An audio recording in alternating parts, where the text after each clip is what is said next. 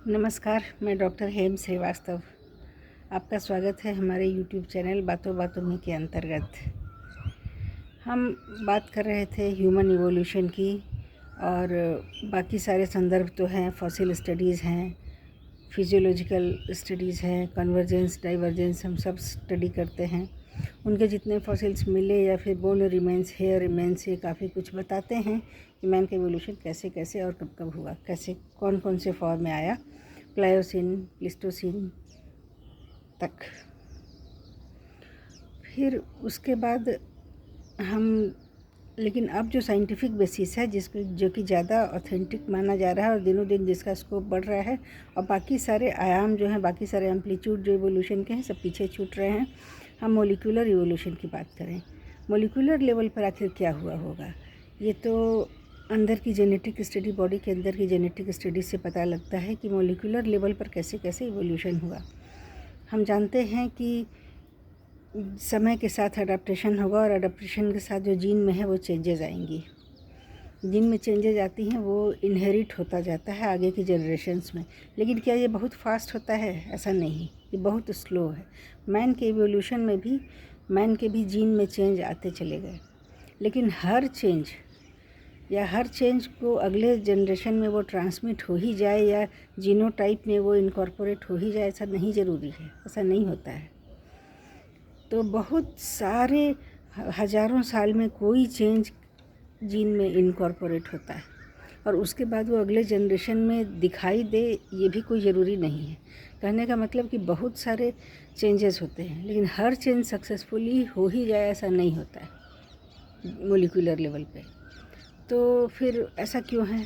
ऐसा इसलिए है कि बहुत सारी जीन्स साइलेंट हैं। हर जीन में चेंज हो ही जाए और उसका नतीजा दिखाई ही देने लगे, ऐसा नहीं है। यही कारण है कि इवोल्यूशन का प्रोसेस बहुत स्लो होता है। हम सोचेंगे कि हम 50 साल या 100 साल की स्टडी करके, फॉसिल स्टडी करके हम इवोल्यूशन में किसी कंक्लूज़न पर पहुंच जाएं, तो ऐसा नहीं होगा। दूसरा स्तर है कि हम मोलिकुलर लेवल पर देखें, मोलिकुलर ये फ्रीक्वेंसी ऑफ म्यूटेशन देखें। इतने हज़ार साल या इतने लाख साल में म्यूटेशन में कितनी फ्रीक्वेंसी हुई कुल इस जेनेरा में, या ह्यूमन बीइंग का एग्जांपल हम लें तो इसमें कितना, इतने हज़ार साल या इतने लाख साल में कितने म्यूटेशन हुए, तो इसको हम फ्रीक्वेंसी ऑफ म्यूटेशन कहते हैं। ये ह्यूमन संदर्भ में ये फ्रीक्वेंसी ऑफ म्यूटेशन भी जानना बहुत ज़रूरी है। इवोल्यूशन कैसे कैसे हुआ और कब कब हुआ, कौन कौन से फॉसिल थे संसार में, किस किस जगह ह्यूमन फॉसिल्स मिले, और फिर कैसे कैसे किस किस ऑर्गन का कैसे कैसे डेवलपमेंट हुआ, कैसे कैसे कन्वर्शन हुआ, एंसेस्टर कौन थे, ऑफस्प्रिंग फिर कौन हुए, और आज क्या स्टेटस है और फ्यूचर में क्या स्टेटस होगा, ये जानने के लिए ये ज़रूरी है कि हम उसका फ्रीक्वेंसी ऑफ म्यूटेशन को भी स्टडी करें।